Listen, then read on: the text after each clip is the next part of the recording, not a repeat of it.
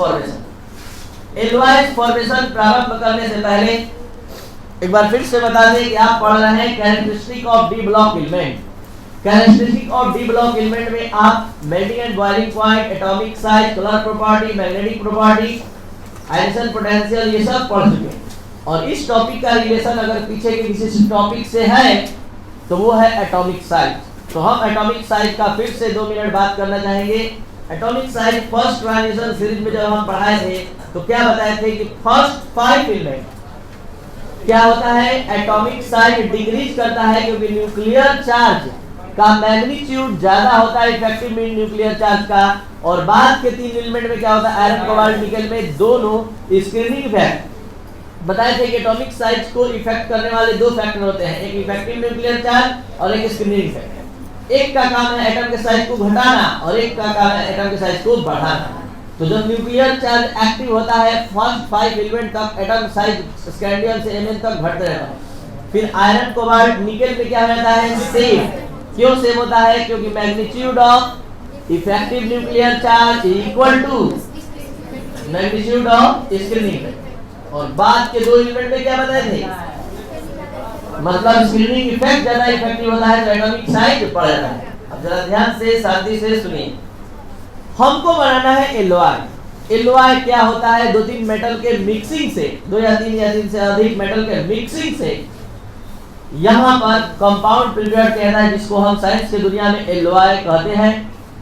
तो ये एलओआई मिश्र धातु जिसको बोलते हैं हिंदी में, इसका मेन लक्ष्य क्या है बनाने का, कि जो उसका नेटिव मतलब मेन एलिमेंट है, मेन मेटल है, उससे उसका मेल्टिंग बॉइलिंग पॉइंट बढ़ जाए, हम गर्म करें बर्तन तो पिघले नहीं, उसमें हार्डनेस आ जाए।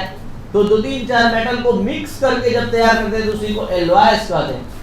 और अब जरा सोचिए कि इस पूरे पीरियोडिक टेबल में डी ब्लॉक से ही मैक्सिमम डी ब्लॉक के ही मेटल्स ज्यादा एलओआईस फॉर्मेशन करते हैं, ऐसा क्यों?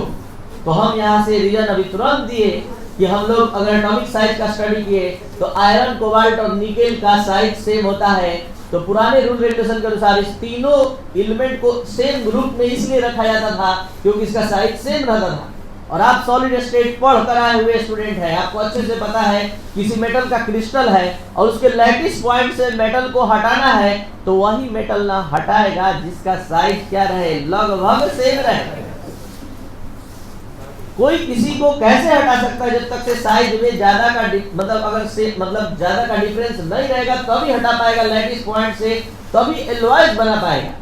तो हमने शर्त लगा दिया, कंडीशन लगा दिया कि वही मेटल मिक्स करके दूसरे मेटल के साथ एलओआईस बनाएगा जिसके साइज का डिफरेंस कितना परसेंट का रहेगा, 15%, 15%। 15% का मतलब थोड़ा समझा दे अच्छे से। सपोज दैट आप जिस मेटल को में दूसरे मेटल को मिक्स करना चाहते हैं उस मेटल का मान लीजिए 100 pm साइज है, आप एलओआईस बनाना चाहते हैं तो कंडीशन क्या है कि आप जो अदर मेटल को ले रहे हैं उसका साइज 115 पिकोमीटर से अधिक नहीं होना चाहिए या 85 पिकोमीटर से कम नहीं होना चाहिए।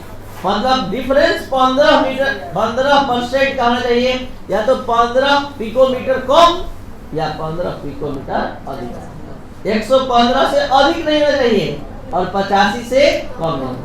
तो वो 100 पिकोमीटर वाले एटम से मिक्सिंग करेगा, उसके मेटालिक क्रिस्टल में जाकर फिट होगा और बना देगा एलओआईस।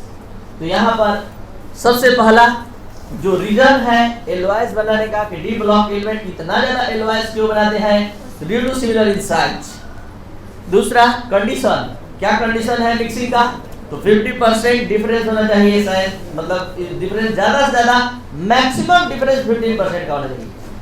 हाई मेल्टिंग, और मतलब क्या होता है एलओआईस बनाने से जो बने हुए कंपाउंड्स होते हैं, मेटल्स होते हैं, मतलब मेटल का जो कंपाउंड होता है उसका हार्डनेस, मेल्टिंग और बॉइलिंग पॉइंट बढ़ जाता है, जिससे आप कंटेनर अगर इस्तेमाल कर रहे हैं तो वो जल्दी पिघले नहीं।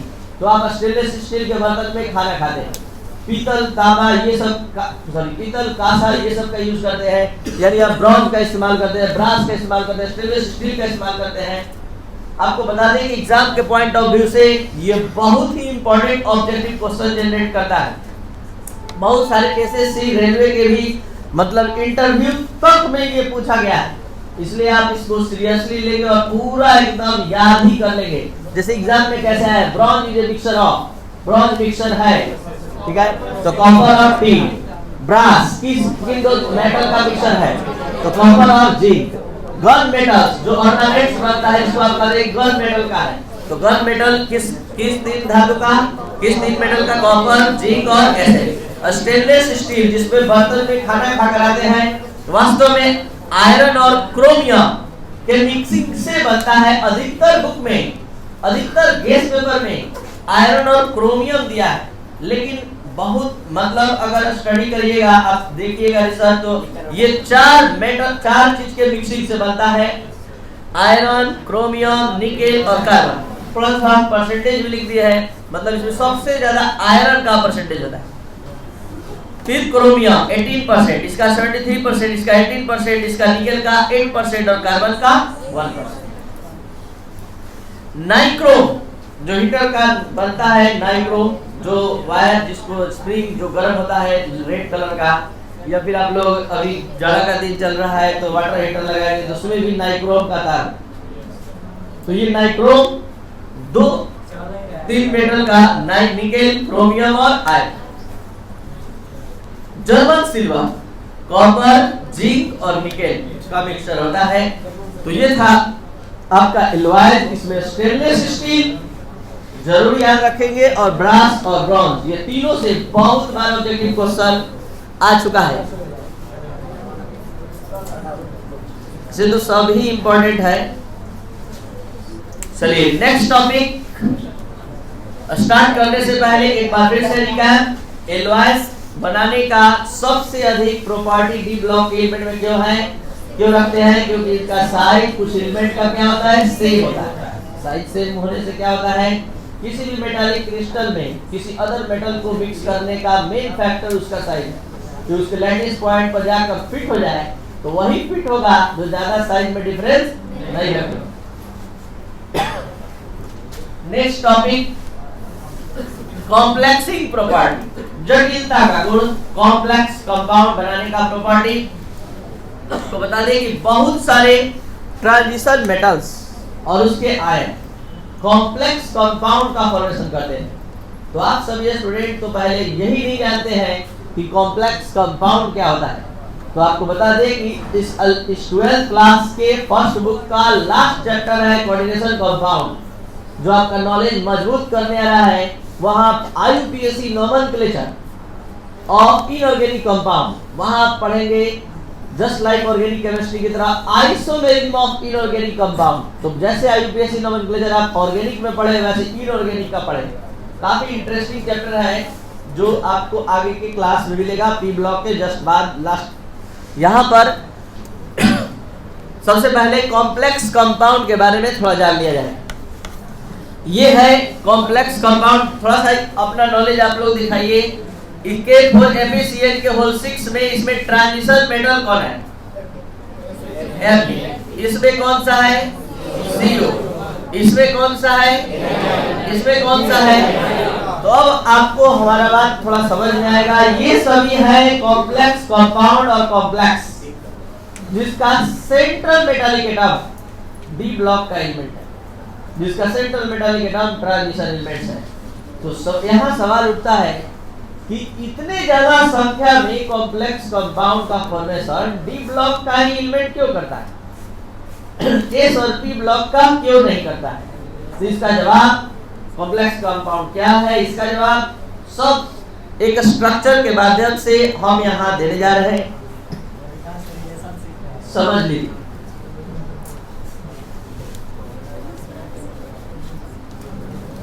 देखिए इसका मेन रीजन है वैकेंट डी ऑर्बिटल। ये वैकेंट डी ऑर्बिटल होने से ये क्यों इतना अधिक कंपाउंड बना लेता है और कैसे बना लेता है, दोनों जवाब एक साथ। केवल एक लेविस डॉट स्ट्रक्चर थोड़ा अच्छे से देख लीजिए। K4 FeCN का होल 6 का कंप्लीट स्ट्रक्चर बोर्ड पर बनने जा रहा है। 4K प्लस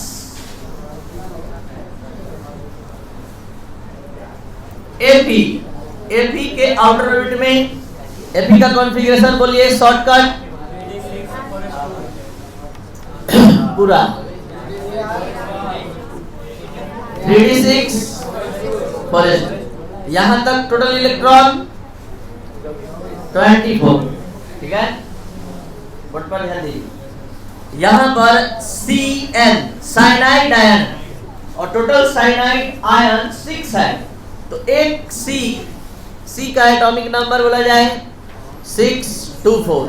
नाइट्रोजन का एटॉमिक नंबर बोलिए 725। तो इसके आउटर ऑर्बिट में कितना है? तो ये देखिए कार्बन का अपना 4 इलेक्ट्रॉन, नाइट्रोजन के आउटर ऑर्बिट में कितना इलेक्ट्रॉन? 5। ये है 5 इलेक्ट्रॉन नाइट्रोजन का। एक साइनाइड का पूरा डिटेल देख लीजिए, सारे साइनाइड का समझ लीजिए। 6 साइनाइड है इसी के जैसा। देखिए तो किसका ऑक्टेट पूरा है आप लोग के नॉलेज के मुताबिक? N का कंप्लीट, C का कंप्लीट है? नहीं। कितना चाहिए? 1। कितना है? कितना चाहिए? 1। और अलग से चाहिए 1।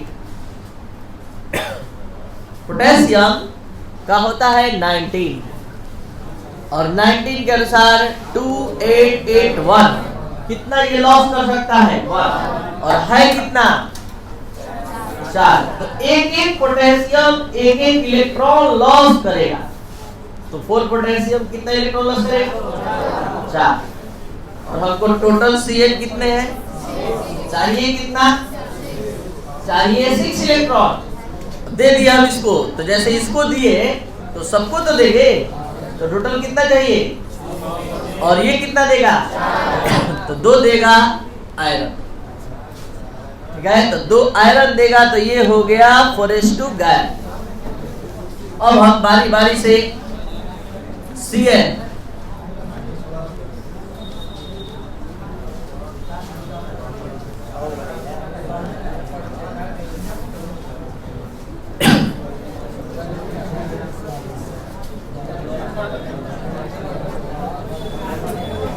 ठीक है, ये 6 इलेक्ट्रॉन कहां से आया है?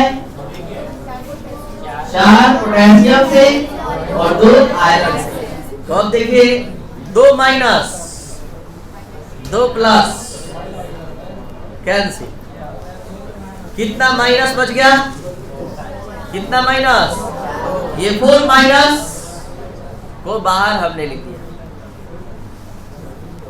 अब देखिए किसका किसका ऑक्टेट पूरा हो गया, किसका नहीं। इसका पूरा है, देखिए 1 इलेक्ट्रॉन लॉस कर दिया, पूरा है। C और N का पूरा है। अब किसका पूरा नहीं है? Fe का। सब मिलकर एक पेयर इलेक्ट्रॉन देगा।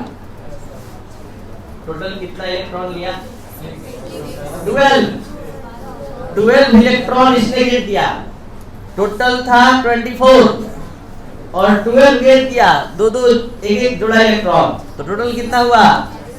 36 इक्विवेलेंट टू। तो ये भी स्टेबल हो गया, ये भी नोबेल गैस का कॉन्फ़िगरेशन प्राप्त कर लिया। और आपके सामने देखते देखते K4FeCN6 कंप्लीट कंपाउंड बनकर तैयार हो गया। पहला क्वेश्चन जो आप देखे समझे, K4FeCN6 contain electrovalent bond, second option covalent bond, third option coordinate bond, fourth option all. 100% सही जवाब आप लोग का ऑल। सारा बॉन्ड इसमें प्रेजेंट है, आयनिक बॉन्ड भी है, कोवैलेंट आयनिक बॉन्ड इसमें और इस पूरे कॉम्प्लेक्स में है। ये कोवैलेंट बॉन्ड है और ये कोऑर्डिनेट बॉन्ड है। अब यहाँ पर थोड़ा सा कॉम्प्लेक्स कंपाउंड का सारा डिटेल आप समझने के लायक हो गए हैं। अब हम कॉम्प्लेक्स कंपाउंड का पहले definition. A compound in which central metallic atom is surrounded by a number of negative, positive or neutral species are called complex compound. एक ऐसा कंपाउंड जिसमें सेंट्रल मेटालिक एटम बहुत सारे न्यूट्रल या निगेटिव या positive spaces से घिरे होते हैं, कहलाता है कॉम्प्लेक्स कंपाउंड। आप ही बोलिए, अगर ये जो 6 जोड़ा 6 पेयर इलेक्ट्रॉन को अपने अंदर रखना था, अगर कोई दूसरा मेटल रहता तो 12 इलेक्ट्रॉन रखने की क्षमता उसमें नहीं होती। कारण क्या है कि डी ब्लॉक का जो वैलेंस शेल होता है वो इतना होता है और इसमें केवल रखने की क्षमता 10 इलेक्ट्रॉन की है और इसमें रखने की क्षमता 2। टोटल कितना इलेक्ट्रॉन? और ये देखिए 12 ही इलेक्ट्रॉन गेन किया। तो due to presence of vacant d orbital, vacant d orbital के कारण ही ये इलेक्ट्रॉन को लिगेंड के द्वारा दिए गए इलेक्ट्रॉन को रख सकता है। इसलिए डी ब्लॉक के एलिमेंट इतने सारे कॉम्प्लेक्स कंपाउंड बनाने में सफल है। मेन रीजन इसका ये है, मेन रीजन इसका ये है। अब आप कॉम्प्लेक्स प्रॉपर्टी पढ़ने का समझने का क्षमता रखते हैं। शुरू हो रहा है complex property. D block compound, D block elements, metals or ions form a large number of complex compounds due to presence of vacant d orbital। ये पहला रीजन। दूसरा रीजन इसके जो मेटल्स होते हैं उसका साइज छोटा होता है ताकि वो आने वाले एनायंस को तेजी से अट्रैक्ट करते हैं और अपने में जोड़कर कॉम्प्लेक्स कंपाउंड का फॉर्मेशन करते हैं। तीसरा रीजन कि इस पर हाई न्यूक्लियर चार्ज होता है। जैसे जैसे एटॉमिक नंबर बढ़ता है न्यूक्लियर चार्ज का कैपेसिटी बढ़ता जाता है, इफेक्टिव न्यूक्लियर चार्ज का, तो आने वाले केमिकल्स को तेजी से ही अट्रैक्ट करता है और बांध कर रख पाता है। तो अकेले एक सेंट्रल मेटालिक एटम इतने सारे एटम को बांध कर रख रहा है, ये क्षमता उसी मेटल में होगी जिसके पास वैकेंट डी ऑर्बिटल होगा। ये क्षमता उसी मेटल में होगी जिसका न्यूक्लियर चार्ज हाई होगा। ये क्षमता उसी मेटल में होगी जिसका एटॉमिक साइज कम होगा। तो ये था आपका कॉम्प्लेक्स प्रॉपर्टी।